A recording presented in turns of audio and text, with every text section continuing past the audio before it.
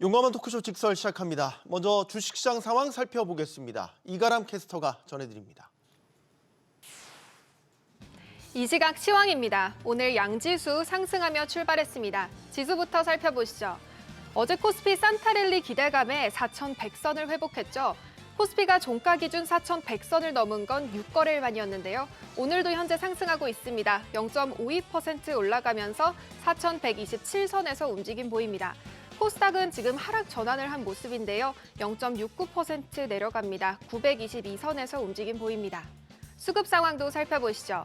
어제 코스피 시장에서 외국인과 기관 모두 1조 원 넘게 순매수했는데요. 현재도 똑같습니다. 외국인과 기관이 매수 우위 보이고 있습니다.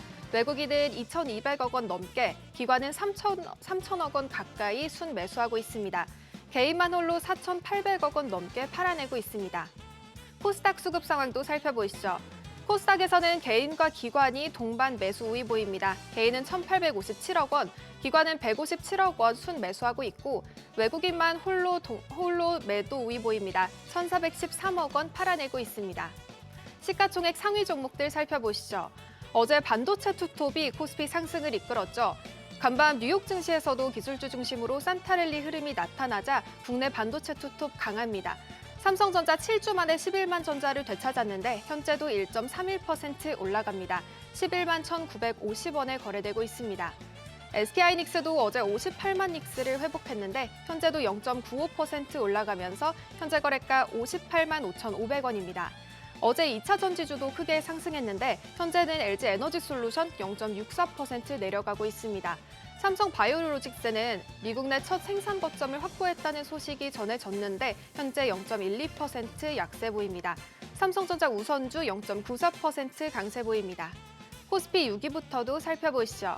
어제 6위부터 10위까지 HC현대중공업을 제외하고 모두 상승불을 켰는데요. 현재는 HC현대중공업이 가장 강합니다. 1.95% 오르고 있는데요. 트럼프 대통령이 미 해군 신예 프리기탐을 한국 기업과 협력해 만들겠다는 발언을 내놨기 때문입니다.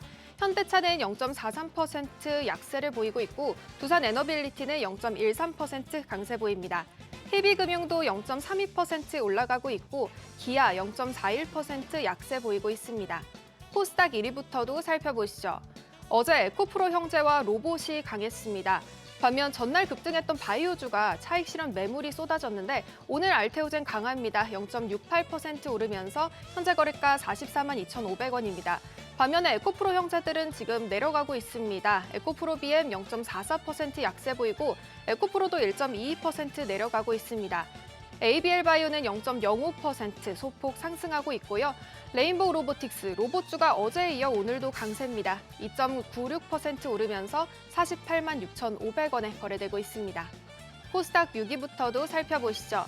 현재 6위부터 10위까지 코오롱 티슈진을 제외하고 모두 하락불을 켜고 있습니다. 코오롱 티슈진 0.27% 강세 보이고 있고요. 리가켄바이오는 1% 가까이 하락하고 있습니다. HLB는 보합, 펩트로는 0.42% 내려갑니다. 삼청땅제약은 3% 가까이 떨어지면서 22만 7,500원에 거래되고 있습니다. 특징 종목 살펴보시죠. 오늘 조선주가 강합니다. 트럼프 대통령이 미 해군 차세대 함정 건조를 위해 한국 조선업계와 협력을 선언했습니다. 한화가 미국 현지 조선소에 50억 달러를 투자해 조선 거점을 부활시키고 이를 통해 미 해군 장악력을 복원하겠다는 계획입니다. 미 해군이 추진하는 신형 프리기탐 사업에 한화가 참여하는 건데요. 이번 결정은 올해 한미 정상회담에서 논의했던 마스카 프로젝트의 핵심 성과로 평가받고 있습니다. 이에 한화우선 지금 9.3% 오르면서 현재 거래가 11만 9,900원입니다. HJ중공업도 6.24% 올라갑니다. 다음 특징 종목으로 넘어가 보시죠. 엔터주도 오늘 강합니다. 한한령 이후 노출이 제한됐던 K-팝이 중국 시장에서 신규 콘텐츠로 재부각될 가능성이 거론되면서 투자 심리가 살아났습니다. 구체적으로 내년 초 중국에서 K-팝 콘서트가 열릴 수 있다는 소식이 전해졌죠. 또 블랙핑크 새 앨범이 내년 1월에 나올 거라는 기대감에 엔터주가 힘을 입었습니다. SM 지금 4.55% 오르고 있고요. 큐브엔터 2.15% 오르고 있습니다. 외환시장 살펴보시죠. 정부의 환율 관리에도 불구하고 어제 환율이 3일 만에 또다시 1,480원을 넘었죠. 엔화 가치가 급락하자 달러화가 강세를 보였기 때문인데요. 연평균 환율이 외환 위기 이후 27년 만에 가장 높은 수준에 오를 것으로 전망되고 있습니다. 오늘 환율도 1,480원에 출발했습니다. 오전 9시 31분 기준으로는 2원 10전 오른 1,482원 90전에 거래됐습니다. 지수 다시 살펴보시죠. 현재 코스피 0.7% 가까이 올라갑니다. 4,134선에서 움직임 보이고 있고요. 코스닥은 0.56% 여전히 약세입니다. 923선에서 움직임 보이고 있습니다. 지금까지 시장 상황 전해드렸습니다. 네, 계속해서 시장의 다양한 이슈들을 풀어보는 시장 따라잡기로 이어갑니다. 인백스 자산운용 주식운용본부 염정이사 나오셨습니다. 네, 안녕하십니까? 안녕하십니까? 일단 장 초반 분위기부터 살펴보죠. 코스피 코스닥 강세로 출발했는데 환율 때문인가요? 조금 흔들리는 모습을 보이고 있습니다. 네, 장 초반 흐름은 코스피 코스닥 상승 흐름으로 분위기가 모여졌고요. 네, 지금 환율이 재차 상승을 하면서 상승폭이 1,483원 선에서 거래가 장중 있습니다. 1,484원까지 좀 터치를 하면서 네, 일단 환율로 인해서 지수가 살짝 좀 상승 제한을 좀 받고 있는 모습이다라고 말씀드릴 수 있겠고요. 지금 시장은 일단 코스피는 0.7% 가까이 상승을 하고 있습니다만 상승 종목 수가 750여 종목, 하락 종목 수가 지금 1,700여 종목 되면서 상승 종목보다 하락 종목 수가 좀 다수 많은 모습을 좀 나타내고 있습니다. 장 초반 급등 모습을 나타냈었던 종목들이 상승폭을 많이 반납한 상황이다라고 좀 볼 수 있겠고요. 코스피, 코스닥 양시장 모두 다 종목별 혼조세가 좀 나타나면서 오늘 좀 변동성이 상당히 좀 크게 나타나고 있는 장 초반 시장 모습이다라고 말씀드리겠습니다. 간밤 미장에서는 뭐 큰 이슈가 있다기보다는 그냥 순수하게 산타랠리에 대한 기대감, 그동안 많이 떨어졌던 AI 기술주에 대한 저가 매수 진입 이런 것들로 일단 지수는 올랐기 때문에 오늘도 우리 증시가 이제 그 훈풍을 좀 이어받나 싶었는데 이게 환율이 네. 좀 발목을 잡는 형국이 돼가는 것 같아요. 네, 어제 미국장 같은 경우는 3대 지수 모두 다 0.5%대 안팎의 상승 흐름을 좀 나타내면서 네. 미국장 같은 경우 특별히 호재도 악재도 없는 다소 조금 안정적인 모습을 좀 보여줬고요. 기술적 중심으로 일부 종목들이 좀 상승을 좀 보였었고 그렇다고 나머지 종목들이 하락폭을 크게 보이지 않는 뭐 상승 분위기는 유도를 하면서 일부 또 차익 시장 매물이 나타나면서 상방은 살짝 좀 제한되고 있는 모습을 나타내고 있습니다. 네. 연말까지 지금 미국 기준으로는 거래일 약 4.5거래일 정도 남았기 때문에 연말까지 어떤 거래 대금이라든지 분위기 자체는 다소 좀 차분하게 진행될 것으로 보여지고요. 우리 시장도 이런 분위기를 잘 이어받아서 오늘 우리 시장도 좀 차분하게 좀 시작은 하고 있습니다만 지금 장중 환율 흐름이 다소 우리가 좀 신경을 써야 될 포인트다라고 좀 보고 있고요. 그에 따라서 우리 시장도 상승폭이 살짝 제한된 모습이고 코스닥은 하락 전환된 모습이 좀 다소 아쉽습니다. 네. 이게 환율이 계속 발목을 잡으면 어떡하죠? 지금 환율이 지난주에 뭐 사실 동원할 수 있는 모든 정책적 역량들이 다 동원돼서 발표되고 했는데 아랑곳하지 않아요. 지금 환율 흐름만 보면. 아니 이 상태로 계속 고환율이 가는 거는 뭐라고 보세요? 이게 투자자들의 심리가 환율이 떨어지지 않을 거라고 보는 심리에 기인한다고 보세요? 네, 아무래도 뭐 투심 자체가 이제 환율에 대한 투심 자체도 여전히 좀 강하다라고 보고 있고요. 네. 그간 11월에서 12월 동안 이제 외국인들의 하락 코스피에서의 매도세가 좀 강했습니다. 그에 따라서 환율이 올라갔었는데 사실 어제 외국인들이 1조 2천 그리고 코스피에서 1조 2천 오늘도 코스피에서 외국인들이 또 순매수로 움직이고 있음에도 불구하고 환율이 계속해서 좀 상승하고 있다라는 게 조금 약간 좀 미스매칭되고 있는 구간이다라고 좀 보고 있습니다. 뭐 외환 당국에서 그리고 전반적인 제도적인 뭐 이런 정책적인 부분들을 지금 총동원하고 있는 모습입니다만 지금 뭐 환율에 대한 투심 자체가 그러니까 환율에 대한 환율을 한마디로 좀 홀딩하고 있는 투자자들 입장에서는 지금 일단 이런 상황을 좀 어찌 보면 좀 활용하고 있다라고 좀 보고 있고요. 지금 증권가에서는 이제 해외 주식 쪽에서의 어떤 제재를 좀 받고 있거든요. 네. 정부가 뭐 네. 과도한 마케팅을 금지한다. 예. 그리고 금감원은 현장 검사에도 나선다. 네. 뭐 이제 이런 이야기들이 들리고 있죠. 네, 이제 아무래도 전방위적으로 달러 유출을 좀 막기 위해서 움직이고는 있습니다만 뭐 그런 부분들로 인해서 환율이 단기간에 어떤 좀 하락을 보인다기보다는 일단 지금은 고환율 구간에서 이제 정체 구간이 좀 더 이어질 거다라고 좀 보고 있고요. 있는데요. 심리적인 저항선이 1,480원대가 일단 좀 뚫렸다라는 점에서 시장이 약간 1,500원까지는 열고 좀 보면서 일정 부분은 그럼에도 불구하고 시장이 크게 흔들리진 않거든요. 일단 고환율에 어느 정도는 좀 적응이 되어 있는 상황이 아닌가라고 좀 보고 있습니다. 네. 자, 지금 최근에 발표됐던 뭐 업무 보고를 통해서 코스닥 활성화 정책도 예. 나왔습니다. 그래서 사실 코스닥에 기대를 거는 투자자들도 굉장히 많아졌습니다. 기대감들이 충분히 반영되고 있다고 보십니까? 네, 아직까지는 뭐 충분히 반영됐다라고 하기엔 좀 아쉽고요. 이제 네. 지난주 이제 금요일 이제 장 마감 후 코스닥 활성화 대책이 좀 어느 정도 윤곽을 좀 드러냈는데 연기금을 활용한 코스닥 시장의 활성화를 좀 이야기했습니다. 기존의 연기금 같은 경우에는 코스피 대비해서 코스닥의 이제 거래 비중 자체가 거의 10% 미만으로 상당히 좀 저조했다라고 보고 있기 때문에 연기금의 주식 운용 부분에서 코스닥에 대한 부분도 이런 운용 평가에 포함시키겠다라고 하면서 이에 네. 대한 투자 유도를 좀 하고 있다라고 봅니다. 그리고 코스닥 쪽에서 한 가지는 더 AI라든지 우주항공 쪽에 대한 기술특례 상장에 대한 부분을 활성화시키겠다라고 하면서 중소형주들 코스닥 중심의 시장을 조금 장려하는 분위기다라고 좀 볼 수 있겠는데요. 그 이후 이제 흐름을 보게 되면 기관 수급은 어느 정도는 좀 유입은 됐고 연기금 역시도 그 이후 뭐 순매수세를 이어가고 있습니다만 아직까지 의미를 크게 둘 만큼의 규모는 아직은 좀 아니다. 일단 좀 보다 좀 구체화된 정책이 조금 더 필요한 시점이 아닌가라고 보고 있습니다. 알겠습니다. 자, 이런저런 뭐 흔들림에도 흔들리지 않는 꿋꿋한 섹터를 찾으라면 역시 반도체인 것 같습니다. 국내 반도체주 어제도 뭐 사실 삼성 하이닉스를 중심으로 아주 강세를 보였단 말이죠. 이대로 계속 좋은 흐름대로 연말 연초까지 갈 수 있다고 보십니까? 네, 일단 다시 한번 삼성전자는 11만 원대 회복을 했고요. 네. SK하이닉스도 투자 경고 지정에도 불구하고 주가가 크게 흔들림이 없고요. SK하이닉스 같은 경우에는 투자 경고 해제일 24일 내일 종가 기준으로 좀 결정이 됩니다.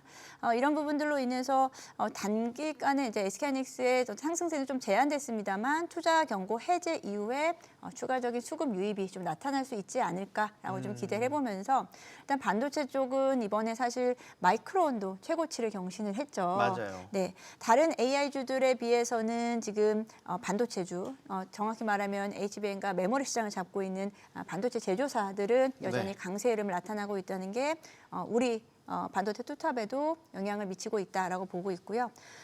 지금 수급이 그렇게 매끄럽지는 못해요. 외국인 수급도 11월, 12월 그리 좋지 못했음에도 불구하고 기관 수급에 대한 영향으로 두 종목 모두 다 하방이 상당히 좀 단단하게 지금 받쳐지고 있다는 점이 내년 초에 추가적인 상승 랠리를 좀 기대하고 있는 상황이지 않을까라고 보고 있고요. 여기에 이제 외국인이 좀 더 적극적으로 들어올 수 있는 타이밍이다라고 하면 지금 시점에 좀 레벨업을 좀 시킬 수 있는 주가의 레벨업이 가능한 모습을 좀 기대하고 있고 여전히 지금 삼성전자를 비롯해서 메모리 쪽에 대한 재고가 정말 상당히 많이 부족하다고 지금 실무에서는 그래요? 그러거든요. 쇼티지군요. 네, 상당한 쇼티지다라고 보여지면서 가격을 지속적으로 높여도 지금 물량이 없다. 이런 정도로 상반기까지는 이러한 공급 부위 시장이 조금 더 이어지지 않을까라고 봅니다. 그렇게 그러면 되면 같이 소부장도 같이 갈 가능성, 개연성이 크군요.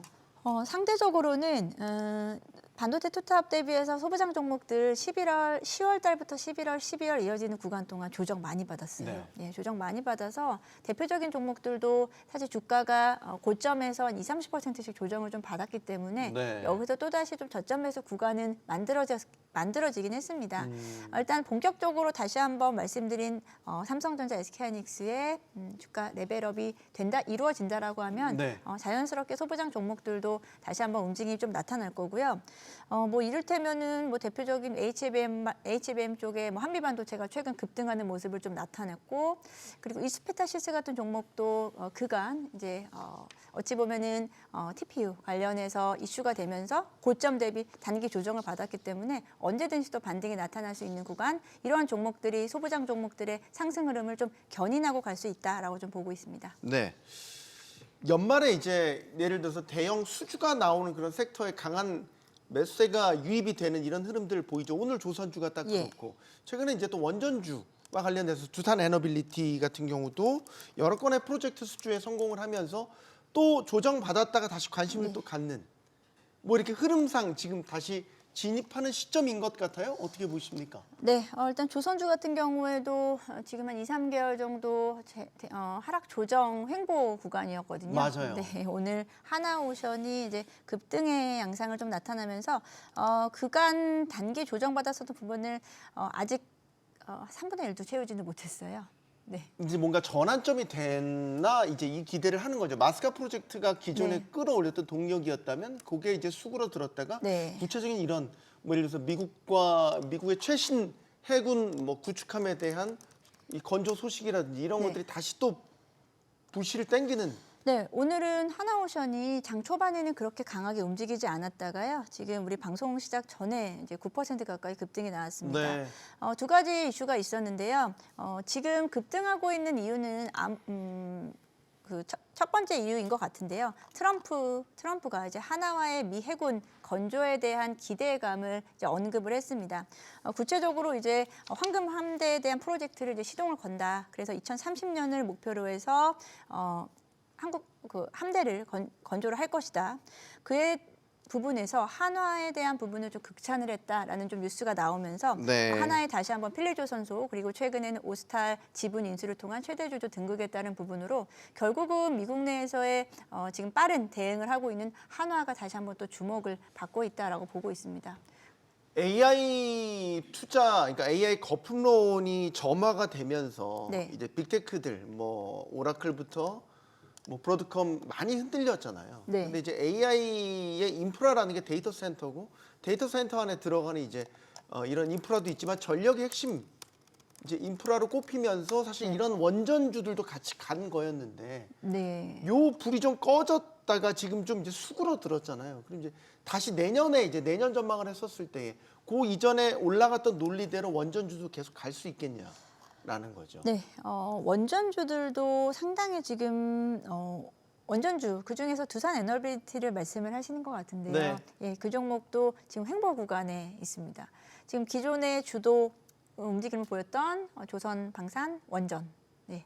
대부분의 대표적인 종목들이 지금 주가 횡보 구간에 있고요. 네. 11월, 12월 시장을 주도주의 부재 속에서 반도체가 그래도 강하게 움직였는데요. 지금 다시 한번 조선 쪽이라든지 그리고 방산 쪽은 또 우주항공 쪽과의 또 연계로 인해서 다시 한번 또 재차 반등 모습 보여주고요. 두산 에너빌리티도 마찬가지 좀 흐름을 좀 보여줄 것으로 예상을 합니다. 말씀하신 대로 어쨌든 AI 투자 쪽에서는 데이터 센터 그리고 전력 수요에 대한 부분을 이어질 건데요. 최근 두산 에너빌리티 원전 쪽과 그리고 전력기기 종목들, 효성중공업, 현대엘렉트릭 이런 종목들도 다소 좀 쉬어가는 움직임을 나타내면서 네. AI 버블에 대한 일부 좀 우려감이요. 이런 종목들에게도 주가를 좀 짓누르는 요인인 것 같습니다. 다시금 뭐 내년도 뭐 원전의 AI 투자에 대한 다시 재점화 분위기가 이루어진다라고 하면은 기존 종목들도 동반해서 원전이라든지 전력기기 쪽도 재반등할 수 있는 구간이다라고 좀 보고 있고요.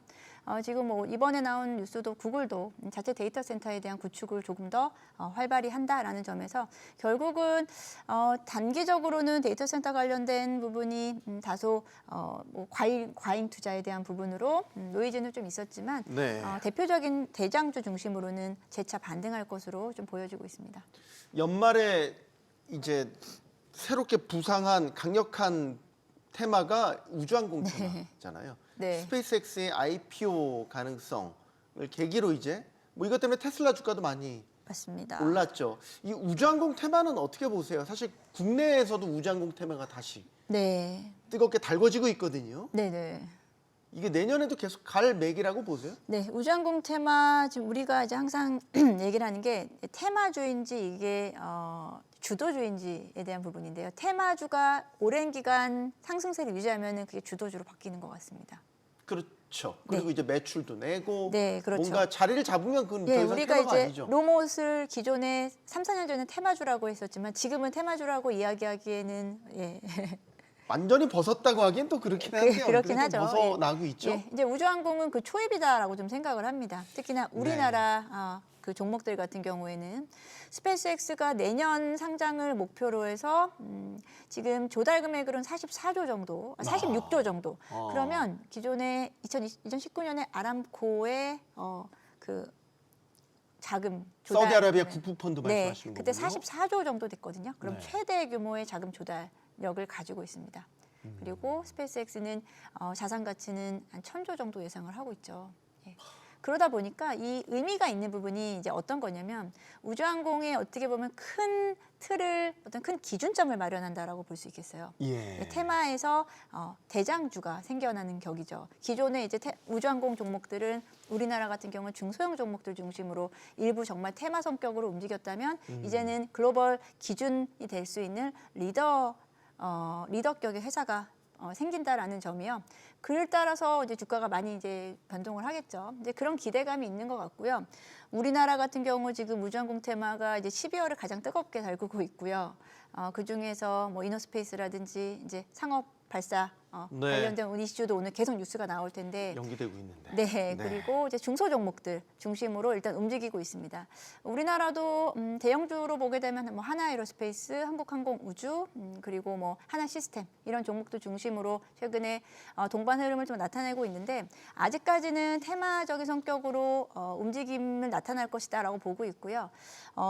연초로 이어지면서 내년 상반기에도 이 우주항공 테마는 테슬라가 가장 어찌 보면은 선두에 둬야 될 테마예요. 그러다 보니까 네. 쉽게 좀 꺾이진 않을 것 같다라고 보고 있습니다. 사실 미국에서는 구체적인 매출 실적을 내는 곳들도 많이 나오죠. 로켓랩 같은 곳은 최근에 네. 주가도 많이 올랐지만 그 로켓랩이 가지고 있는 비즈니스 모델의 아주 독창성과 유효성에 대해서 시장에서 아주 흥미롭게 바라보고 있습니다. 우리도 빨리 로켓랩 같은 기업들이 많이 나오면 좋겠다라는 생각을 갑자기 지금 들었고. 우리나라 업체 같은 네. 경우에는 이제 부품 업체들 중심으로 네, 우리는 그렇죠. 부품 업체들 중심으로 최근 실적이 좀 수주가 나오고 실적이 좀 나올 것으로 예상을 하는 게 내년도에 이제 스페이스X가 우주 발사 발사에 대한 횟수를 기존의 월 기준으로 한 1, 2회 정도였다면 앞으로 주 1회 정도로 늘리겠다라고 지금 승인 횟수 자체를 지금 상향시켜서 올려놓은 상태입니다. 네. 미국도 마찬가지로 우주항공 쪽을 전략적 사업으로 만들어야 되기 때문에 이런 우주항공 쪽에 대한 빈도수가 늘어난다? 그러면은 발사 시기마다 부품 소모가 많이 소모품이 많이 발생한다라는 점에서 우리나라 이제 부품 업체들 중심으로 일단 선제적으로 움직이고 있다라고 보시면 될 것 같습니다. 네. 마지막은 자연스럽게 테슬라 이야기로 네, 가름을 해보죠. 테슬라 주가도 많이 올랐고 예. 최고가 경신했고 이게 이제 스페이스X의 IPO 이슈와도 다 연결이 돼 있고 최근엔 또 일론 머스크의 70조 원 CEO 보상안이 델라웨어 대법원에 통과가 됐습니다. 네. 여러 문제들이 갑자기 얽히니까 이게 상반기에 부진했던 테슬라 주가가 저 보시지만 드라마틱하게 올라갔습니다. 참 테슬라의 매력이자 단점인 것 같아요. 저 주가의 변동성이 말이죠. 네, 사실 테슬라가 이제 연초에 고점을 찍고 상반기에 한 $220까지 한번 크게 폭락을 했습니다. 그리고 지금 최고치를 다시 경신을 하면서 결국은 또 테슬라가 위너다라고 생각이 드는데요. 네. 일론 머스크가 최근에 조금 더 적극적으로 그 업무에 집중을 하고 있죠. 근데 또 공화당에 또 정치 자금을 댄다는 또 뭐 이런 얘기가 또 있어서 또 이 양반이네. 네. 이분이 상황이 좀 나아지니까 또 다시 정치 쪽에 고개를 기웃대나 이제 이런 우려를 하는 투자자들도 있더라고요. 네, 그러기에는 이제 테슬라가 지금 가지고 있는 선물이 사실 좀 많이 있다는 거죠. 네, 테슬라가 아직도 풀지 않은 선물들이 좀 많이 있다는 게 테슬라의 지금 주가에 반영이 되고 있다라고 보는데요.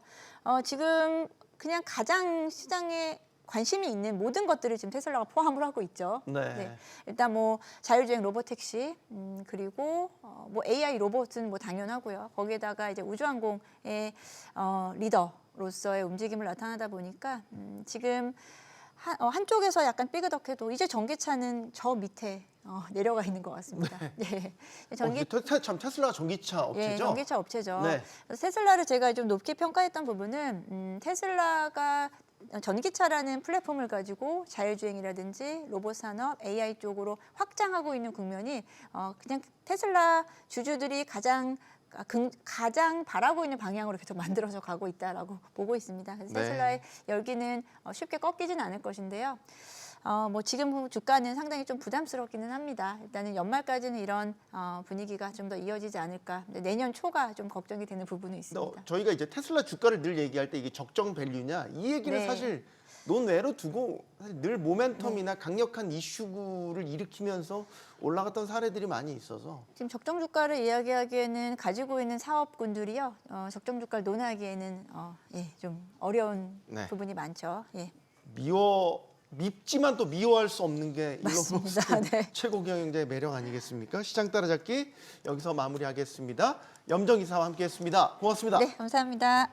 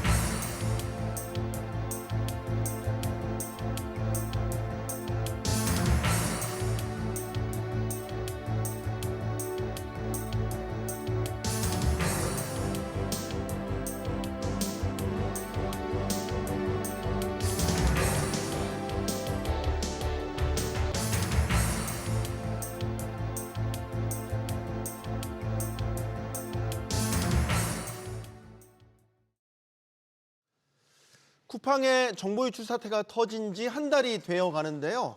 하지만 또 쿠팡을 둘러싼 논란은 갈수록 커지고 있습니다.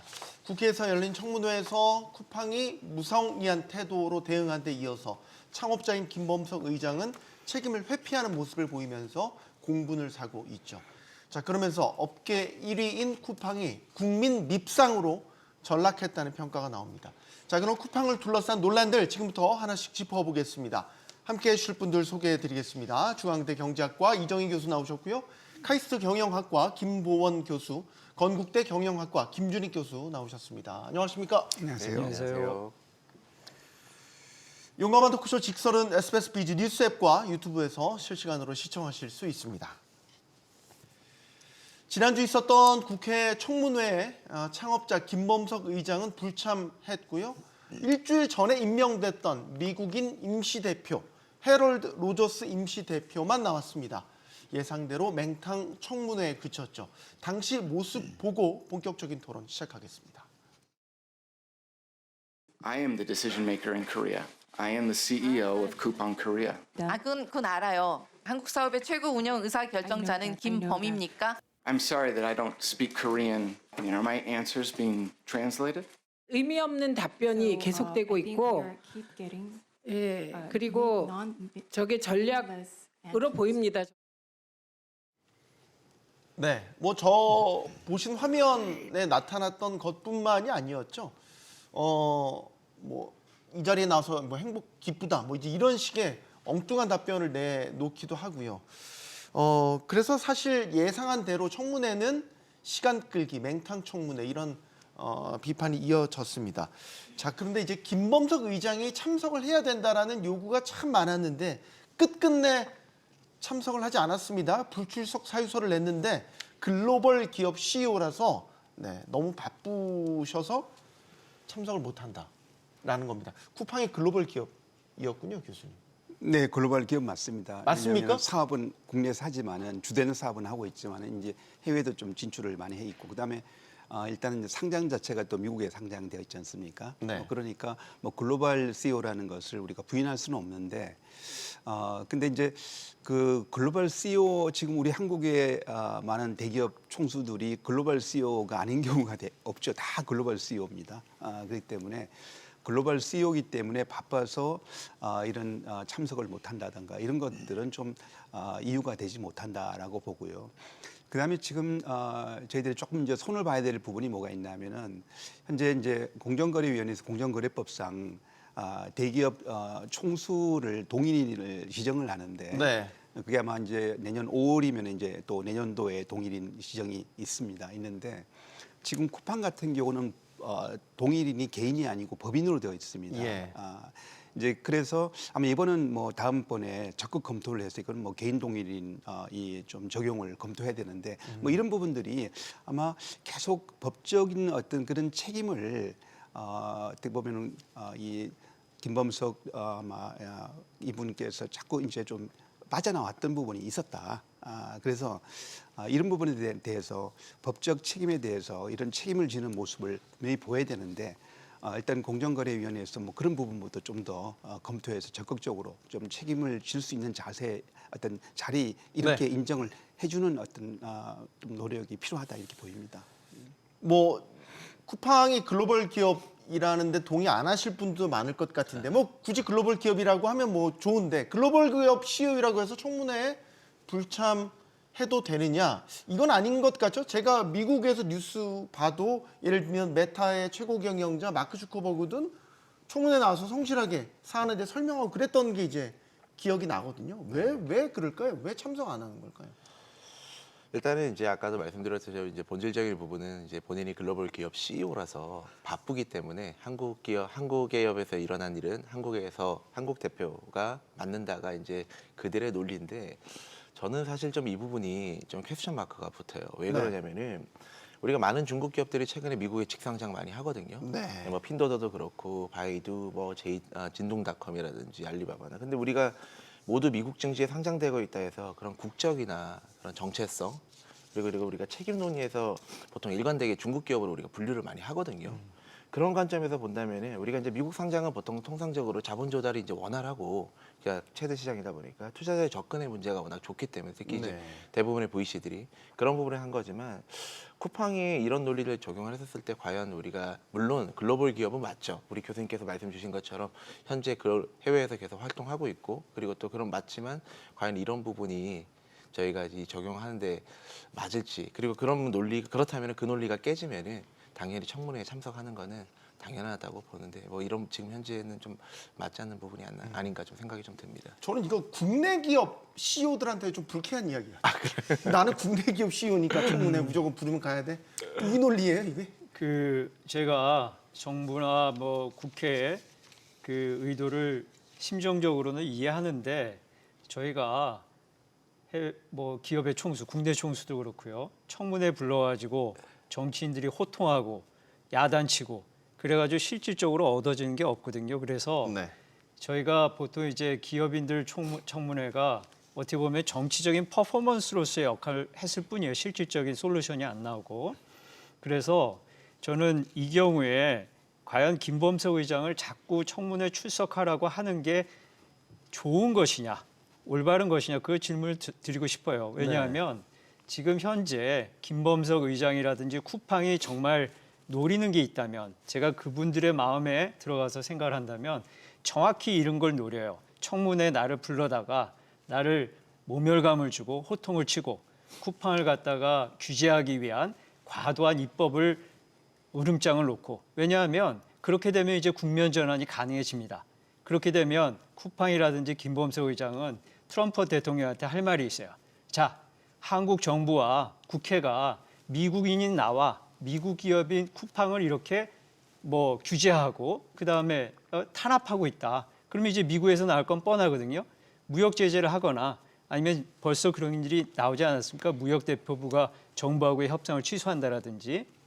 그래서 이게 김범석 의장을 불러다가 호통을 치면 감정적으로는 시원할지 모르지만 문제 해결이 안 될 뿐만이 아니라 이걸 자칫 잘못하면 대한민국과 미국 간의 무역 분쟁으로까지 비화될 소지가 있기 때문에 좀 신중한 검토를 해야 될 필요가 있습니다. 오히려 빌미를 줄 수 있다, 그 그럼요. 말씀이세요? 사실 지금 정치권에서도 우려하고 있는 바가 있죠. 예를 들어서 쿠팡을 대상으로 한 특별법 같은 걸 만들 때 미국 정치권이나 미국 정부 부처를 대상으로 로비를 오랫동안 해왔기 때문에 그런 것들을 만들지 못하도록 예를 들어서 직간접적인 압력을 넣을 수 있다. 뭐 이제 이런 우려들을 하고 있는 거죠. 실제로 가능하다고 보세요? 그런 상황이. 그 여러 부분을 좀 봤을 때 실제로는 좀 어려운 부분들이 좀 있을 것 같아요. 아까 우리가 말씀드렸다시피 지금 김범석 대표의 지금 국적 자체도 지금 미국인이고, 그리고 지금 어쨌든 쿠팡 지금 코리아를 운영하는 지배 구조를 보게 되면 쿠팡 잉크 자체도 지금 현재 델라웨어에 지금 등록돼 있는 미국 기업으로 주소는 보이죠. 권리돼 있죠. 맞습니다. 그러다 보니까 실질적으로 우리가 지금 얘기가 나오는 만큼의 제재나 그런 관리가 가능할지에 대해서는 쉽진 않아 보이긴 합니다. 쿠팡은 한국 기업입니까? 미국 기업입니까? 이거부터 정리를 해보죠. 정확하게. 한국 쿠팡이 있잖아요. 거기서 매출의 90%가 나옵니다. 근데 이제 상장, 모 회사의 상장은 미국 나스닥에 돼. 네, 맞습니다. 그러면 이게 한국 기업입니까? 미국 기업입니까? 정말 헷갈리네요. 그렇죠. 이 사업은 한국에서 하고 있고 네. 일단은 그 적을 두고 있는 데는 또 미국에 적을 두고 있다.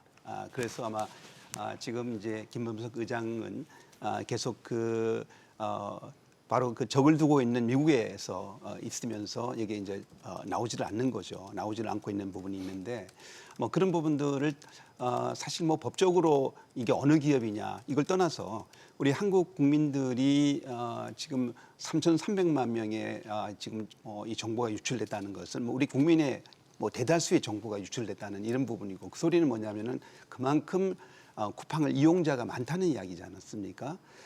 그러면은 우리 국민들 생각할 때는 이 뭐 쿠팡은 한국에서 주된 사업을 하고 있는 이런 뭐 법적을 떠나서 한국 기업이라고 생각을 하고 있겠죠. 네. 있기 때문에 저는 이번에 이런 쿠팡의 김범석 의장의 어떤 그런 이 어떤 책임지는 모습에 있어서 상당히 좀 이렇게 좀 아쉬움이 크다. 이게 지금 어제 오늘 문제는 아니었죠. 왜냐하면은 그동안에 쿠팡이 사건 사고 일지를 보면은 근로자의 사망 사건부터 시작해서 여러 가지 사건 사고가 있었습니다.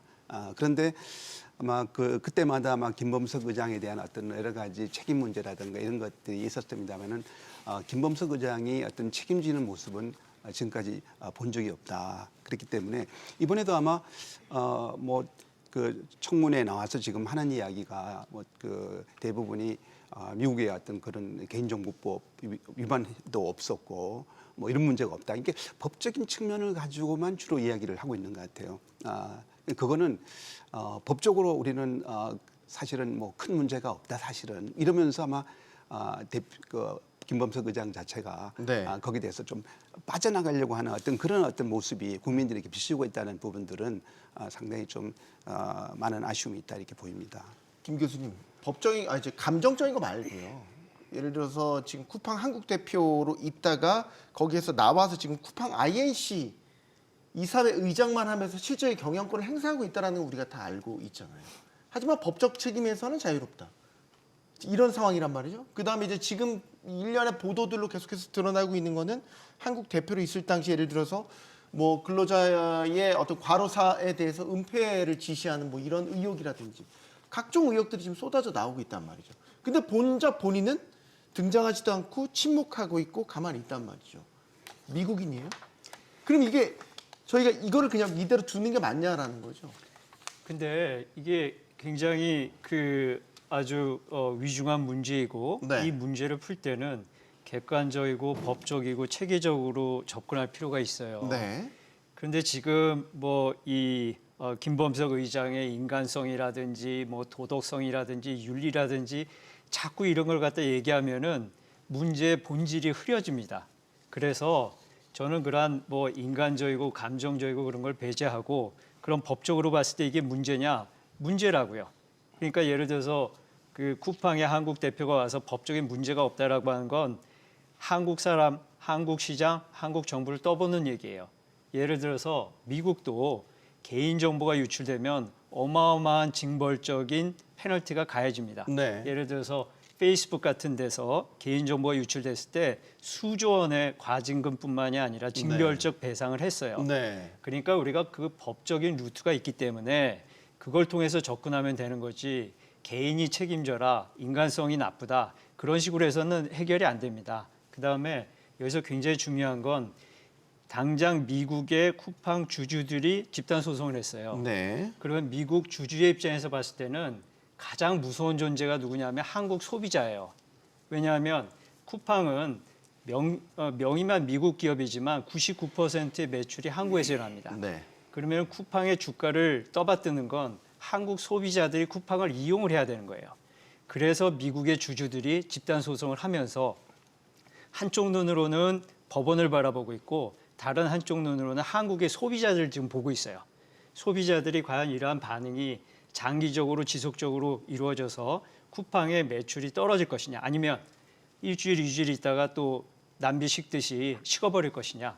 그래서 만약에 한국에서 소비자들이 다시 이러한 사건이 있음에도 불구하고 쿠팡을 애용하기 시작하고 그러면 미국 주주들은 집단 소송을 취하할 겁니다. 왜냐하면 미국 주주들은 지금 한국의 소비자들이 눈치를 보고 있는 거거든요. 네. 그래서 저희가 감정적으로 대응하지 않더라도 법적으로 그다음에 마켓 메커니즘을 통해서 이걸 해결할 방법이 있기 때문에 정치권에서 너무 흥분해서 감정적으로 접근을 하면 오히려 이 문제를 해결을 하지 못하는 상황이 올 수 있기 때문에 좀 차분한 접근법이 필요하다고 말씀드리고 싶어요. 자, 일단 다음 이슈로 넘어가 보겠습니다. 쿠팡의 해롤드 로저스 대표가 청문회에 나와서 이번 사안에 대해서 데이터의 민감도 이런 것들을 고려하면은 이게 이제 중대한 사건은 아니다.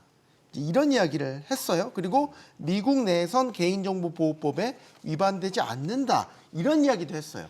근데 지금 미국 주주들이 소송을 제기한 소장 내용을 보면 정반대 이야기를 하고 있어요. 중대한 사안인데 왜 제대로 안 알렸냐. 지금 이 주장을 하고 있는 거잖아요. 네. 로저스 대표는 왜 그럼 이런 이야기를 했을까요? 그러니까 저는 개인적으로는 이 로저스 임시대표죠. 그러니까 발언이 좀 사실관계를 좀 특정 부분만 좀 강조해가지고 이게 사안의 그런 법적 그리고 이런 사회적 무게를 좀 낮추려는 좀 프레이밍 전략이 좀 있는 것 같아요. 네. 왜냐면은 이제 국회에 와서는 우리 국회 청문회에 와서는 미국 기준에서는 법 위반이 아니다라고 설명을 하면서 막상 또 본인들은 또 미국 SEC에는 중대한 사이버 보안 사고라고 3,300명 이상의 개인정보 유출 사실 이렇게 같이 얘기를 했거든요. 영시를 또 했죠. 그렇습니다. 그런 부분에서 보면은 어떻게 보면은 그 말에 그 서로 그 무게감이 서로 다르단 말이죠. 그런 부분에서 본다면 어느 정도 인지는 하고 있지만 그 부분은 어떤 게 이제 사후 이제 본인들이 이제 어떤 식으로 제재를 받을지 혹은 어떤 식으로 이제 어떻게 뭐 징벌적인 부분에서 받을지에 대해서 좀 계산을 하면서 지금 그런 답변이라든지 전략을 좀 세우고 있는 게 아닌가 좀 그런 생각이 좀 듭니다. 이게 노림수가 뭐라고 보세요? 그런 발언들을 청문회에 나와서 한 거. 아마 여러 가지 뭐 법적인 어떤 그런 아마 아마 지원을 좀 받고 있기 때문에 네. 그런 것들 상당히 하나하나 발언도 조심하고 있는 것 같아요. 근데 그 미국 같은 경우에 SEC에 그 사실은 이제 그 공시 의무가 있지 않습니까? 공시 신고 의무가 있는데 처음에 쿠팡은 좀 안이하게 대응한 것 같다. 그러니까 이것이 중대한 정보 유출이 아니다. 그렇기 때문에 따로 공시를 하지 않았다. 이렇게 이야기를 했고, 근데 이제 이걸 중대하느냐 안 하냐 이 판단 자체가 지금 상당히 중대하지 않을 수 없는 이제 큰 사건인데 아마 처음에 대응 자체가 그러면서 이제 한 단계 한 단계 처음에는 좀 안이하게 대응하고 그러나 이게 사건이 점점 커지니까 이제 그 다음에 좀 더 적극적인 대응을 하는 이런 어떤 단계를 이렇게 좀 밟아가고 있다고 생각이 되고요. 네. 그러다 보니까 법적인 측면으로 우리는 일단은 대응하면 되겠다. 이 때문에 아마 그런 측면에서 계속 법적인 어떤 그런 이 얘기를 계속 하고 있다 보니까 한국 정서에 좀 맞지 않는 대응을 좀 하고 있다 이렇게 이제 보입니다. 그 쿠팡 INC가 미국 나스닥에 상장한 게 2021년이고 그때부터 집계한 미국 정부 혹은 미국 내의 각종 로비 활동 이런 것들을 이제 분석해 보면 꽤 열심히 로비를 했더라고요. 뭐 미국은 로비가 합법화돼 있는 나라니까 뭐 그거 가지고 문제를 삼는 건 아닌데 왜 그러면 이제 미국이 적극적으로 로비 활동을 펼쳤을까? 걱정은 이거죠. 이런 일이 터졌을 때 혹시 나는 미국 기업이네 하면서 도움을 받거나 뭐 한국 정부 혹은 다른 EU를 상대로 뭐 압박을 가하기 위해서 이런 것 때문에 미국에 그렇게 로비를 열심히 했나? 그렇죠. 뭐 미국 말씀하신 것처럼 미국에서는 기업이 로비를 하는 게 합법입니다. 네. 전체적으로 이제 공시를 하고 그래서 제가 알고 있기로는 이제 쿠팡이 미국 내에서 미국 농수산물 관련된 유통 관련돼서 로비를 많이 하는 걸로 제가 알고 있어요. 그런데 지금 말씀하신 것처럼 이러한 예기치 못한 상황에서 미국 정치인들의 줄을 댈 수 있는 그러한 어떤 하나의 수단일 수도 있는 거죠. 그렇기 때문에 저희가 로비한 것 자체를 뭐 나쁘다고 얘기할 수는 없을 것 같아요. 합법적이기 때문에. 그런데 이제 정치적으로 어떤 시장의 신뢰 문제를 정치적으로 해결하려고 하는 노력을 너무 과도하게 한다는 거에 대해서는 비판할 수 있는데 그렇기 때문에 저희가 쿠팡의 어떤 심하게 말하면 함정에 빠져들지 않는 게 중요해요. 뭐냐 하면은 지금 정부에서 정치권에서 해서는 안 되는 것이 흥분해가지고 이걸 갖다가 쿠팡을 마치 저희가 미국 기업을 박해하고 그다음에 규제를 강하게 하는 걸로 이 전환이 돼버리면 네. 그러면 미국 정부에서는 한국의 불공정성을 물고 늘어질 겁니다. 그런데 사실 미국 정부도 개인정보 유출에 대해서는 저희보다 더 강한 어떤 페널티를 주거든요. 네. 그런데 이게 지금 이슈가 그러한 개인정보 보호라고 하는 이슈하고 그다음에 플랫폼 기업에 대한 규제가 뒤엉켜가지고 자칫 잘못하면 미국의 입장에서는 이것이 미국의 온라인 기업을 규제하는 악법이다. 그렇게 돼버리면 무역 분쟁으로까지 갈 수 있는 거예요. 그래서 우리가 이 문제를 혼용을 하지 말고 정보 보호라고 하는 입장에 치중하고 집중해서 그 문제를 객관적이고 투명하게 해결하는 그 방안을 강구해야 될 겁니다. 쿠팡이 지금껏 이제 이러저러한 크고 작은 사건들이 일어날 때마다 사실 이제 미국 의회나 정부를 대상으로 한 로비도 그렇지만 우리 국내에서도 사실 정재계 고위 인사들을 적극적으로 로비 임원, 네. 우리 표현을 하면 대관이죠, 대관. 네. 대관 임원으로 적극적으로 영입을 해서 뭐 이런저런 일이 있을 때마다 사건을 이제 무마하고 축소하고 뭐 이랬다라는 의혹들, 비판에 좀 휩싸여 있는 것 같습니다. 그러니까 쿠팡이 이런 일을 되게 많이 했다. 라는 거예요. 이 기업의 본질적인 경영 활동이라고 보기에는 좀 무리가 있어 보이는데. 그러니까 저는 근데 아까 말씀하셨던 질문 부분에서 미국 로비에 대해서 한 가지만 좀 더 얘기를 하고 넘어가고 싶은데 네. 그러니까 기본적으로 로비 자체가 문제는 아닌 것 같아요. 다만 이제 로비의 방향성이나 대비 구조 이게 좀 물론 한국에서도 지금 대관 업무를 굉장히 많이 하고 있긴 하지만 네. 그러니까 보면은 기본적으로 매출의 90% 이상이 한국에서 발생을 하고 있거든요. 그런 부분인데 그러면 한국에서 발생을 하고 그럼 한국에서 사회적 논란이나 피해나 대응책이 왔을 때 일관되게 미국 기업이라는 걸 계속 고집해 왔어요. 저는 이 부분이 나중에 좀 뭐 기회가 있으면 조금 더 얘기를 하고 싶은데 그러면서 이제 미국 기업의 프레임이 씌워졌단 말이에요. 그런 다음에 결국 뭐냐 그러다 보니까 한국에서 돈은 벌고 책임과 관련된 모든 관리는 미국에서 한다. 이 부분이 제가 봤을 때는 어떻게 보면 좀 국민적으로 좀 공분을 사는 그런 부분이 좀 되는 것 같아요. 그러니까 한국에 대가는 모든 문제지만 지금 절대 집중을 지금 현재 미국에서 많이 하고 있거든요. 그러니까 그런 부분이 있다 보니까 우리 방금 교수님 말씀하셨던 것처럼 자꾸 이제 우리가 쿠팡에 대해서 뭔가 좀 이슈가 되고 정치권에서 얘기를 하게 되면은 결국은 마치 무슨 미국 기업을 탄압하는 그런 형태의 프레임에 저희가 어떻게 보면 좀 휘말릴 수 있다는 거예요? 맞습니다. 그래서 그런 부분을 굉장히 좀 주의해야 될 필요는 있죠. 예를 들어서 최근에 이제 공정거래위원회에서 추진했던 플랫폼법 네. 또 사실상 미국 기업 단체의 압박, 미국 상무부의 직간접적인 압력으로 무마 추진이 좀 동력을 잃어버렸다 이제 이런 이야기들이 나오고 있는데 그런 비슷합니다. 왜냐하면 케이스가 또 나올 수 있다는 거예요. 맞습니다. EU가 미국 플랫폼 기업들 규제하기 위해서 굉장히 많은 법들을 제정을 했잖아요. 네. 근데 결국은 뭐냐면 최근에 트럼프 정부 들어오면서 그 부분 많이 해결이 됐어요. 그러니까 풀렸다는 거죠. 미국 기업 입장에서는. 근데 그게 마찬가지로 한국에서도 그런 게 충분히 이루어질 수가 있는 부분이기 때문에 저희가 이 관점은 서로 좀 구분해서 접근해야 될 것 같습니다. 네. 근데 그 부분은 네. 그 이정희 부분에 교수님? 대해서는 사실 저는 이렇게 봅니다. 이게 미국 기업이다 아니다 이런 문제를 떠나서 우리가 이제 우리 국내에서 기업들에 대한 규제를 할 때 네. 이게 국내에서 한국에서 하는 사업에 대한 규제가 되는 거죠. 그게 그렇죠. 특정한 어떤 미국 네. 기업이기 때문에 불이익을 더 준다는 게 있다 그러면 당연하게 문제 제기가 있을 거지만은 근데 지금 보니까 미국에서 제기하는 문제는 쿠팡 그 플랫폼 문제는 우리 미국 글로벌 플랫폼들이 불이익을 받을 가능성이 많다. 그렇기 때문에 플랫폼 규제에 대한 것들을 자제해달라. 네. 뭐 이런 이 측면에서 이야기를 하고 있는 거거든요. 그렇기 때문에 그러면 그렇다고 해가지고 우리 정부가 그러면 우리 플랫폼 규제를 하지 않을래 이렇게 할 수는 없죠.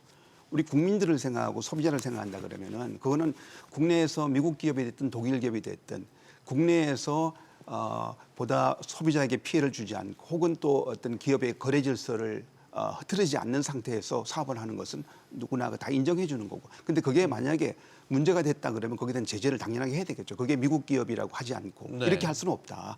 그래서 중요한 거는 이번에 쿠팡 사태가 미국 기업이냐 아니냐를 이 문제는 다음 문제죠. 지금 국내에서 사건이 터졌고 피해는 다 국내 소비자가 보는 거거든요. 네. 이런 문제이기 때문에 거기에 대해서 예를 들면 그동안에 법의 사각지대가 있었다. 만약 미비한 점이 있다면 당연하게 지금 보강을 해야 된다.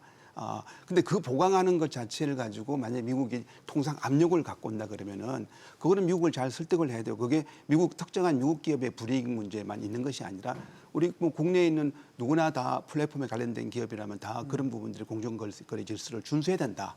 뭐 이런 것들을 보여주는 이런 것들에 대한 설득이 충분하게 좀 이루어져야 된다 이렇게 저는 봅니다. 지금 미국 그 쿠팡 INC 주주들이 이제 미국에서 집단 소송을 제기를 했단 말이죠. 이게 이제 국내 집단 소송과 미국의 집단 소송은 좀 결이 다르죠. 우리는 이제 정확히 얘기하면 국내에서 공동 소송이라는 이름으로 많이 하고 이건 이제 그 소송단의 이름을 올려야 해당이 되는 건데 집단 소송은 그렇지 않죠.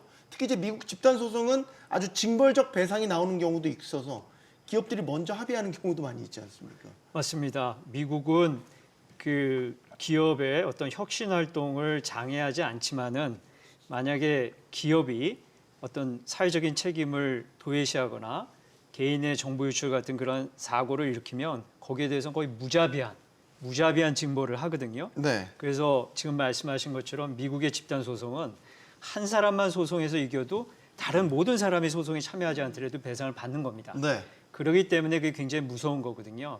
그래서 사실은 아까 말씀드린 것처럼 미국의 주주들이 지금 가장 그 무서워하는 존재가 한국의 소비자들이에요. 소비자들이 어떻게 행동하는가를 보고 지금 소송을 건 거거든요.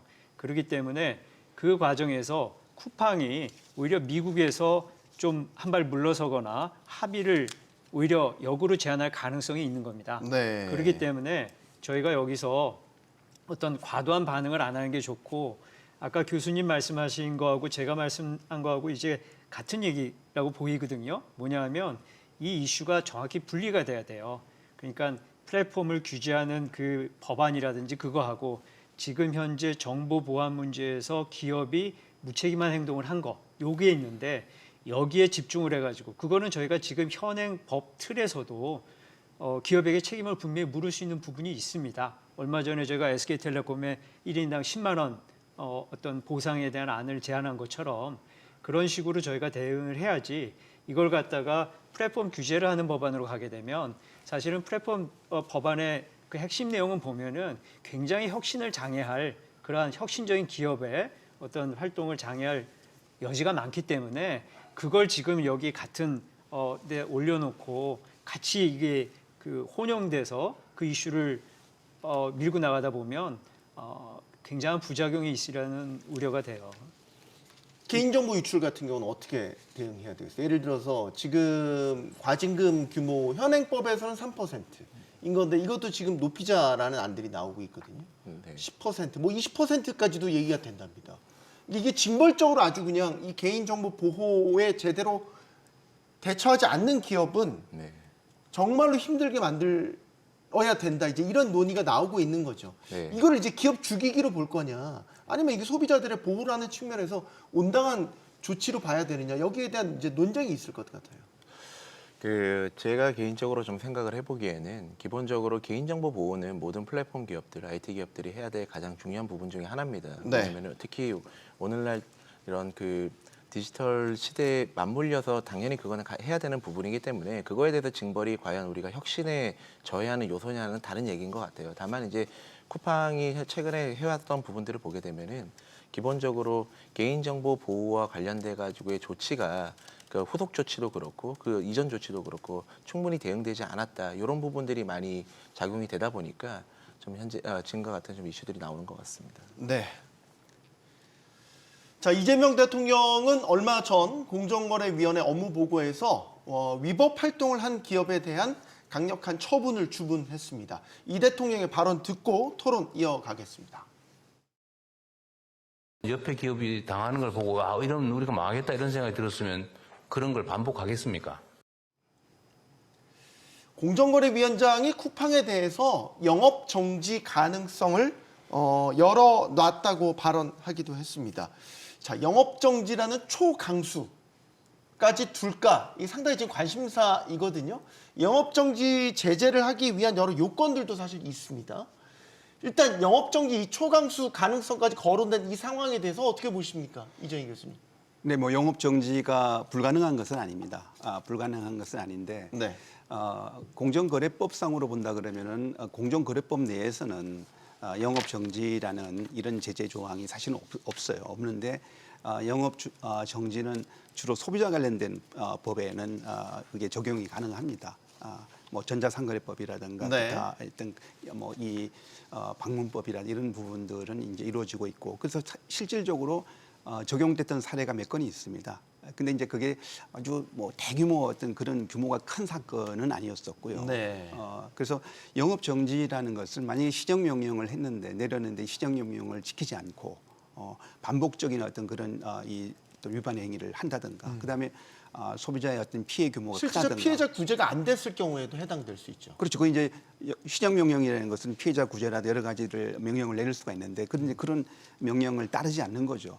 따르지 않고 그다음에 이제 또 소비자 피해 규모가 크고 반복적인 어떤 이런 상황이라면 영업 정지를 내릴 수 있는 근거가 있습니다. 근거가 있는데 사실 우리 공정거래 쪽에서 영업 정지를 내렸던 사례는 크게 많지는 않고 일부 사례가 있었다는 말씀을 드리기 때문에 그런 이제 그런 근거는 있다. 근데 이제 이번에 영업 정지를 시키는 데 있어서 왜 그러면 공정거래법상의 상으로 좀 영업 정지라는 조항을 넣지 못하느냐? 그거는 뭐냐면은 이게 시장 지배적자인 경우에 영업 정지를 내렸을 경우에 이게 소비자가 여러 가지 이 피해를 볼 수 있다는 부분이 있죠. 왜냐하면 그 서비스를 이용하지 못함으로써 그렇죠. 얻을 수 있는 피해도 있다. 예, 그런 문제가 있기 때문에 그런 그 기업을 고려한다기보다도 소비자라든가 사회에 미칠 파장 문제가 크기 때문에 그런 것들을 적용을 제대로 못하고 있다 이렇게 보입니다. 보이기 때문에 앞으로 이 문제도 이런 문제에 지금 앞으로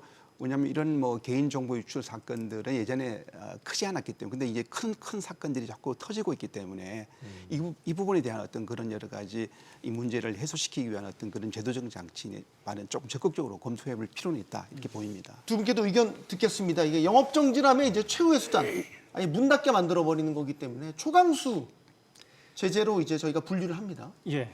그래서 정부에서 이제 어떻게 보면은 뭐 실질적으로 이걸 실행하고 안 하고를 떠나서 네. 쿠팡한테 이제 강력한 메시지를 주는 용도로 쓰는 것 같아요. 네. 그리고 아까 말씀하신 것처럼 소비자 쪽에서의 손해도 있지만 사실 쿠팡에서 일하는 분들이 뭐 40만 명에 달한다 그러잖아요. 배송 근로자분들. 네. 그러면 이제 영업 정지를 하면은 소비자뿐만이 아니라 그 거기서 일하는 분들 손해가 막심하죠. 그래서 그거는 오히려 쿠팡한테 직접적인 어떤 페널티를 주는 게 아니라 다른 제3자한테 피해를 주는 게 될 수 있기 때문에 네. 그건 좀 신중해야 되겠다라고 하는 생각이 들고요.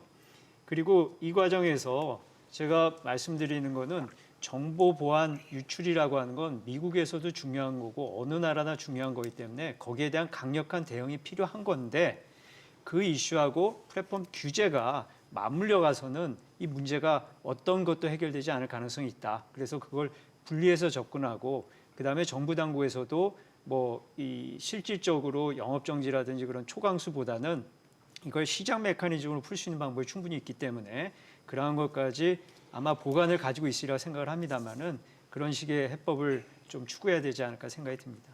영업 정지까지 만약에 처분이 내려질 수 있다. 네. 지금은 이제 가능성만 열어 둔 거고 실제 이제 제재가 이루어진 건 아니죠. 네네. 근데 그만큼 사안을 엄중하게 보고 있다라는 뜻이잖아요. 그렇죠. 그리고 사실 실질적으로 가장 타격을 줄 수 있는 게 영업 정지일 겁니다. 왜냐하면은 국내법상 특성 이제 미국을 제외하고요. 국내에 보면 사실 소비자 집단 소송은 아까도 우리가 얘기했던 것과 같이 어떻게 상징성은 있고 뭐 여론적으로의 좀 바이럴은 될지 몰라도 실질적으로 기업에게 큰 타격이 오진 않거든요. 징벌적 손해배상 역시도 사실 이론적으로는 굉장히 강력한데 이게 좀 법상 고의나 또 중과실도 입증하고 이런 부분들 그 지난 10년 동안 이거를 적용된 기업이 없어요.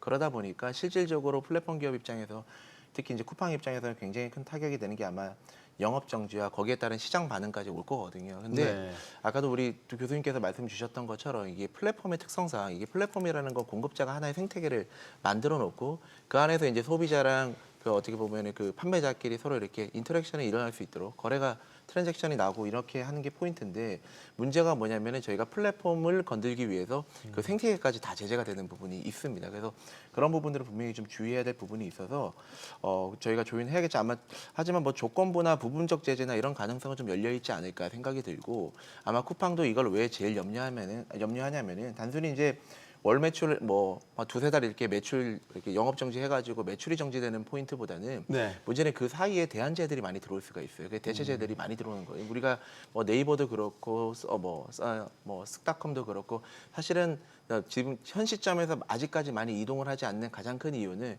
쿠팡이 그 전에 쌓아놓은 여러 가지 그 현재 그 통합적인 가치를 주고 있는 그 소비자에게 주고 있는 특정한 포인트가 있거든요. 뭐 무제한 반품이라든지 아니면 새벽 배송이라든지. 근데 이런 부분들이 그 두세 달 안에 만약에 다른 대안제에서 충분히 백업이 된다면은 그 거기서 나오는 고객 이탈 그리고 그 고객 이탈이 한번 들어오게 되면 다시 또 돌아오지 않거든요. 그런 거를 되게 사실 쿠팡은 염려할 겁니다. 이게 그렇지 과징금이 얼마나 될 거냐라는 부분도 사실 관심사예요. 이 현행법상으로는 매출액이 3%, 그리고 쿠팡의 작년 매출이 40조, 그럼 산술적으로 보면 1조 2천억 원까지 과징금이 부과될 수 있다라는 건데 앞선 선례들을 보면 각종 감경 사유들이 다 적용이 돼서 실제로 용두사미식의 과징금 제재가 많았다는 거죠. 이번 기회에 그것도 좀 실효적으로 바꾸자. 요건 이제 이재명 대통령의 또 지시사항으로 나오기도 했단 말이죠. 얼마나 공감하십니까? 네, 일단은 뭐 지금 말씀하신 거는 그 공정거래위원회에서 이제 전자상거래법상 지금 과징금을 보면 3%입니다. 소비자 피해에 대한 3%를 적용을 말씀을 하신 거고 아마 그 SK 같은 경우도 이제 그 정도 규모에서 이렇게 하다 보니까 그러면 1인당 한 10만 원 정도가 돌아가는 걸로 이렇게 보입니다. 그게 아마 그렇게 된 것 같고 아마 그래서 이 쿠팡 같은 경우도 근데 그거는 뭐냐면 최대로 부과를 했을 경우입니다. 최대죠. 실제로 SK텔레콤이 개인정보위에서 부과받은 과징금은 1,347억 원, 매출의 1%. 그러니까 이제 2%는 각종 감경 사유나 뭐 이런 것들이 적용된 거죠. 그러니까 결국에는 이 최대로 이게 부과했다는 것은 결국에는 만약에 이게 이제 승복을 하지 않고 이게 법적 소송을 이제 가지 않습니까? 그러면 이제 1심에서 2심으로 갔고 3심으로 이제 대법원 판결까지 가는 과정에서 여러 가지 어떤 법적으로 뭐 충분하지 않은 이런 혐의 부분들을 적용시킨다 그러면 또 계속 감액이 될 가능성도 있고요. 그다음에 이제 이 지금 최대 규모로 하더라도 공정위 자체에서 이렇게 이 심판을 할 때 이것도 마찬가지로 여러 가지 감경 사유라든가 최대로 부과하기가 상당히 이제 어려움이 있죠. 그렇기 때문에 그게 그대로 이제 적용될 수 있을지는 이제 두고 봐야 될 부분입니다만은 이거는 뭐 최대로 한다면 3% 정도다 이렇게 볼 수 있습니다. 김보원 교수님, 이거는 개인 정보 유출에 대한 거니까 우리도 실효적으로 아주 좀 과한 징벌적 제재를 할 필요가 있다라고 보세요? 예. 매출 3% 혹은 이 상한을 더 올려서라도. 근데 그게 법적으로 좀 3% 돼 있잖아요. 그러니까 법 테두리 안에서 되는 거지 사건이 터지니까 이걸 3%에서 10%로 올리겠다. 그렇게 좀 뭐라 그럴까요? 입법이 항상 뒷북을 치면 근데 소급 적용이 안 된답니다. 그런데 지금 그 이슈가 나올 이유가 없거든요. 왜 그래서 정치권에서 그 이슈를 특별법을 만들겠다라는 정치권의 움직임도 있습니다. 그러니까 어떤 사안이 발생했을 때 그 사안을 손보기 위해서 법을 만들기 시작하면 법의 안정성에 대한 기업도 뭐 법의 안정성이 있다라고 하는 믿음이 있어야지 영업을 할 거 아닙니까? 그래서 저는 지금 3% 말씀하셨고 그게 SK텔레콤에 적용돼서 1인당 10만 원이다. 그러면 저는 사실은 그 정도를 부과하면은 국내 기업과의 차별도 없고 미국 정부에 대해서도 저희가 할 얘기가 있는 거예요. 어떤 뭐 쿠팡이 미국 회사이기 때문에 우리가 차별적으로 규제를 더하는 것이 아니라 국내 기업에도 이제 그런 선례가 있다. 그런 식으로 해가지고 지금 있는 현재 법 테두리 안에서도 충분히 강력한 페널티가 주어질 수 있다고 보고요. 그다음에 사실은 미국은 과징금 외에 징벌적 배상이라고 있습니다. 네. 그래서 사실 페이스북이라든지 이런 데서 한 건 징벌적 배상이에요. 그러니까 어떤 정부에서 가져가는 과징금이 아니라 일반 소비자에게 직접 이제 기업이 배상을 해주는 거거든요. 그래서 저희도 아마 이제 그런 어떤 지금 있는 테두리 안에서 충분히 쿠팡한테 그 정보 보안을 실패한 것에 대한 책임을 물을 가능성이 있기 때문에 추가적인 입법, 특별법 이거는 조금 이게 나오게 되면 미국 정부나 아니면 다른 나라 정부에서도 한국 그 법 체계에 대한 신뢰를 잃어버릴 수 있는 겁니다. 네. 지금 뭐 이렇게 법적인 어떤 뒷받침을 한다는 것은 시간적으로도 그렇고 아마 그 쉽지 않을 겁니다. 쉽지 네. 않을 거고 그래서 말씀하신 것처럼 결국엔 이제 징벌적 손해배상이라는 부분을 이제 어떻게 적용시킬 거냐. 이게 이제 강력하게 좀 여기 손해배상의 손해에 대해서 5배까지 지금 징벌적 손해배상을 할 수 있게 돼 있으니까 그걸 이제 어떻게 적용시킬 수 있을 거냐 이런 부분들을 현실적으로 좀 더 들여다보는 것이 필요하지 않을까 이렇게 보입니다. 네. 자, 국세청이 조사 사국을 투입해서 쿠팡에 대한 특별 세무조사에 착수했다는 소식도 들리고요. 또 쿠팡 풀필먼트 이제 자회사죠. 압수수색에 들어갔다는 이야기도 들립니다. 이 조사 사국이 투입됐다라는 게 이제 기업들 입장에서는 일종의 저승사자처럼 여겨지더라고요. 네. 이게 어떤 부분들에 좀 주안점을 두고 이번에 세무조사에 착수한 거라고 보십니까? 그러니까 이제 국세청 조사 사국이 이제 과거에는 이제 특별조사국이라고 불렸고 네. 이제 기획세무조사를 주로 하고 기업을 대상으로 하거든요. 근데 여기가 이제 그 서울지방국세청 소속이긴 하지만 교차조사라는 명목으로 그냥 전국을 다 조사가 가능을 해요. 그런 부분들이 있다 보니까 상당히 네. 좀 기업 입장에서는 굉장히 좀 왜냐하면 그 전에는 다 구분 쪼개져 있었다면 조사 사국 같은 경우는 아예 기업이 운영하고 있는 그 전국 지역을 다 통합적으로 조사를 할 수 있다 보니까 상당히 좀 이례적이고 좀 부담스럽죠. 그러다 보니까 기업의 저승사자라는 얘기까지 나오는 부분인데 특히 이제 거기에다가 추가적으로 국제거래조사국도 동시 투입이 됐거든요. 네. 이런 부분은 이제 해외 법인과의 뭐 이전 가격이라든지 아니면 뭐 조세 회피나 이런 부분까지도 이제 같이 들여다 보겠다라는 부분이다 보니까 아마 지금 쿠팡의 이런 지배구조상 이제 어쨌든 모기업은 미국에 있고 그리고 네. 실질적인 기업 비즈니스의 주체는 한국에 있는 이런 기업들에겐 굉장히 큰 부담감을 가질 수 있는 형국이지 않을까 싶습니다. 이게 이제 미국 모회사와의 거래 관계 내역들도 다 들여다 보겠다는 거예요. 그러니까 한국에서 일어난 매출이 어떻게 쿠팡 모회사로 가는지 이런 것들을 이제 들여다 보겠다는 거거든요. 그럼 이것도 만약에 아까 김봉 교수님 우려대로라면 예를 들어서 이거는 미국 기업으로 인지를 해서 미국 기업에 대한 압박으로도 볼 수 있는 이것도 그럼 그렇게 볼 수 있는 거예요? 아니요, 미국도 그 기업이 뭐 잘못하면 IRS 우리의 이제 국세청인데 IRS가 세금 조사를 나갑니다. 네. 그러니까 국세청이 그렇게 뭐 으름장 놓고 그런다는 것이 특별히 잘못됐다기보다는 쿠팡한테 굉장히 강력한 메시지를 주는 용도로 쓰는 것 같은데, 근데 제가 생각했을 때 네. 국세청이 조사해도 별로 나올 게 없을 거다 생각이 들어요. 아, 그래요? 왜냐하면은 이 글로벌 기업으로서 뭐 변호사도 많고 회계사도 많이 고용을 하잖아요. 네. 그러니까 이전 가격을 조정을 해가지고 수익이 미국으로 가더라도 그게 다 합법적으로 가게 돼 있을 거예요. 미국 법이라든지 이런 데서. 그래서 제가 아까 말씀드린 것처럼 일이 터진 다음에 사후적으로 입법을 해서 두드려 패는 게 아니라 예를 들어서 OECD 주도 국가들이 뭐라고 있냐면은 이전 가격과 관련된 정당성을 그 글로벌 기업이 증명하게끔 그러한 입법 체계를 마련하고 있습니다. 그것은 이제 부당하게 이익을 세금 한 푼 안 내고 가져가는 걸 방지한다는 거거든요. 그다음에 유럽의 일부 국가들은 구글과 같은 플랫폼 회사가 국적은 뭐 해외지만은 유럽에서 돈을 벌면 미니멈 텍스를 얼마를 내야 된다라고 하는 입법이 돼 있어요. 그러니까 우리가 그러한 정교한 입법을 해서 이러한 일이 발생하지 않도록 사전적으로 예방 장치를 마련을 해야지. 지금까지 다른 나라들은 다 이 플랫폼 관련돼서 그러한 어떤 합리적인 입법을 했는데 우리는 아무것도 안 하고 손 놓고 있다가 그냥 할 수 있는 게 국세청의 뭐 세무조사다 이거는 아닌 것 같아요. 그래서 네. 이번 사태를 해결하는데 그러한 것들이 마련되지는 못하겠지만 이걸 계기로 저희도 규제를 무대포 규제가 아니라 스마트 규제를 해야 된다. 그래서 아주 합리적으로 그 매출을 잡아내고 그것이 이전했을 때 이전 가격을 글로벌 기업이 증명하도록 그 증명의 책임을 그쪽으로 넘기는 거죠. 그래서 그러한 노력을 오히려 국회가 해주는 것이 저는 이 사태가 가져온 또 다른 어떤 보이지 않는 베니핏이 아닌가 그렇게 생각이 들어요.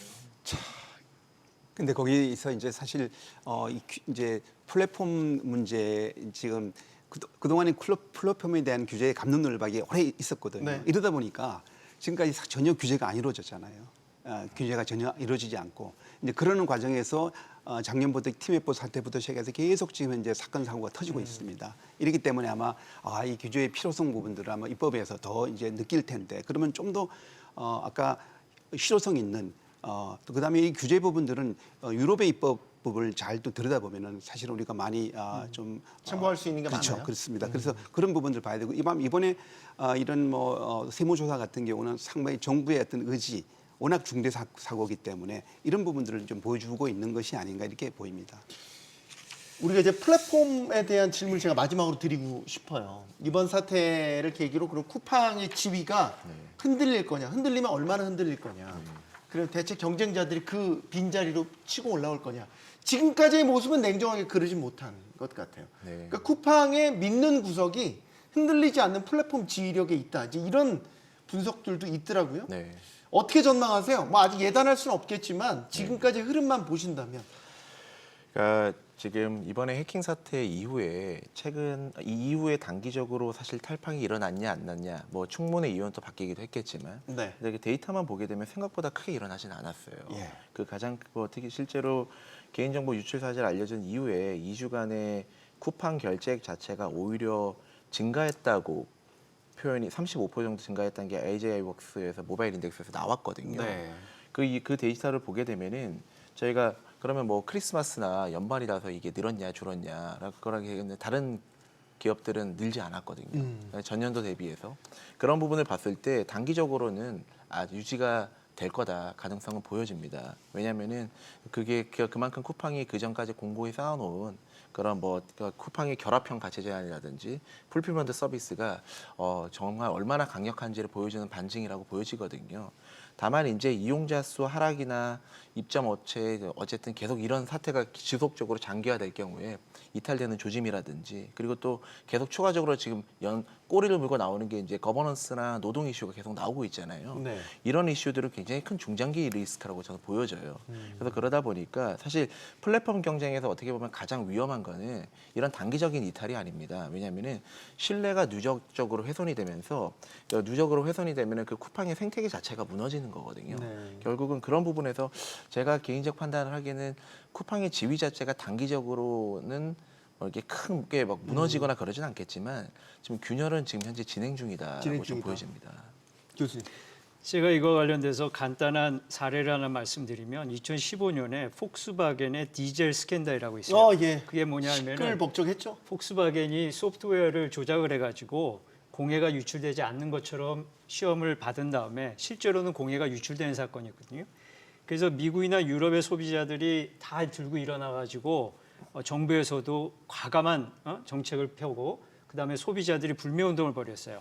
그래서 폭스바겐이 무릎을 꿇고 각 차 구매자들한테 2천만 원에 해당하는 보상금을 지급을 하고 유럽이나 미국 국가가 요구하는 여러 가지 시정 사항을 성실히 이행을 했어요. 그런데 전 세계에서 단 하나의 국가에서 폭스바겐이 배상도 안 해주고 정부의 어떤 시정 요구도 들어주지 않고 거만하게 목을 빳빳이 세운 그 국가가 있거든요. 그 왠지 국가가 한국일 것 같은 불안한 느낌이. 한국입니다. 왜냐하면 그때 폭스바겐 사태 때 전 세계 시장의 폭스바겐 매출이 떨어졌는데 한국은 2.5배가 늘어났어요.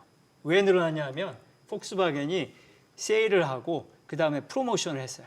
거기에 대해서 한국 국민들이 저 부도덕한 기업이야. 그런데 나한테 이득이 돼. 나 저거 살래. 이랬거든요. 그 결과 기업은 한국 시장을 비웃는 겁니다. 한국 정부를 비웃는 거예요. 저는 쿠팡도 그거라고 생각을 해요.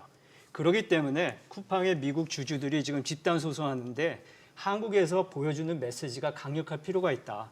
우리 소비자들 얼마나 현명합니까? 특히 요즘 젊은 세대들 착한 식당에 가서 돈줄 내준다 그러고 나쁜 식당에 가서 혼줄 내준다 그러고 그게 소비자의 깨어 있음이에요. 네. 그래서 제가 강의하는 게 컨슈머 어웨어니스가 중요한데 네. 그게 무너지면 쿠팡은 정말 한국 시장을 우습게 합니다. 그렇기 때문에 이걸 법적으로 푸는 그런 부분도 중요하지만 소비자 인식의 수준이 개선되고 사회 전반적인 어떤 기업 책임에 대한 아주 통철한 그러한 어떤 그 공감의 형성 그런 것들이 수반돼야 된다고 봅니다. 맞는데 맞습니다. 한 가지 정정할 게 이제 한국에도 전혀 제재를 받지 않았다는 것은 아니고 그 당시 공정거래위원 심판에서 제재를 분명히 받았습니다. 단지 하나 이제 소비자들한테 보상이라든가 이런 부분이 아마 없었던 부분이고 그렇게 이제 아마 여러 가지 프로모션 때문에. 근데 지금 사실 이 선택이 지금 작년에 보니까 쿠팡이 전체 온라인 쇼핑이 전체 우리나라 소매업에서 차지하는 비중이 41%입니다. 작년에. 근데 그 온라인 쇼핑 안에서 쿠팡의 비중이 현재 23% 정도로 나와요. 작년에. 근데 이게 이제 뭐 네이버하고 비교가 안 되는 게 네이버가 20% 나옵니다만 네이버는 오픈 마켓이고 쿠팡은 직구매와 직배송입니다. 네. 그렇기 때문에 실질적으로는 거의 독점적인 위치에 사실은 있고 그러다 보니까 소비자들이 직접 배송을 하다 보니 로켓 배송을 하니까 오늘 저녁에 주문하면 내일 아침에 벌써 배달되는 데는 쿠팡밖에 사실은 없거든요. 선택의 대안이 별로 없습니다. 이렇기 때문에 지금 이탈자가 생각보다는 적고 아마 쿠팡이 그걸 믿고 있지 않을까 이런 우려도 있습니다. 네. 그러다 보니까 여기 대해서 충분하게 책임지는 모습을 좀 덜 보이고 있는 게 아닌 이런 부분은 생각해 볼 수 있겠습니다. 쿠팡의 미국 주주들이 소송을 제기한 거는 개인정보가 유출되는 중대한 사고를 제때 공시하지 않아서 피해를 봤다는 겁니다. 반면 쿠팡 로저스 대표 청문회에 나와서 민감 정보가 포함되지 않았으니까 중대한 사고는 아니다라고 주장했죠. 미국에서 소송을 제기한 시점과 한국 청문회에 출석한 시점이 하루 차이밖에 나지 않습니다. 변호사 출신인 로저스 대표가 제재나 법적 소송에 대비하려는 의도를 갖고 이런 공개석상에서 중대 사고가 아니라는 주장을 펼쳤다는 추론이 가능할 것 같습니다. 정말 그런 의도가 있었다면 쿠팡은 사과나 책임보단 여전히 사태를 최소화하는 데에만 몰두해 있는 것으로 보이기도 합니다. 토론 마치겠습니다. 여기는 모든 경제가 보이는 SBS 비즈입니다. 시청해주신 여러분 고맙습니다.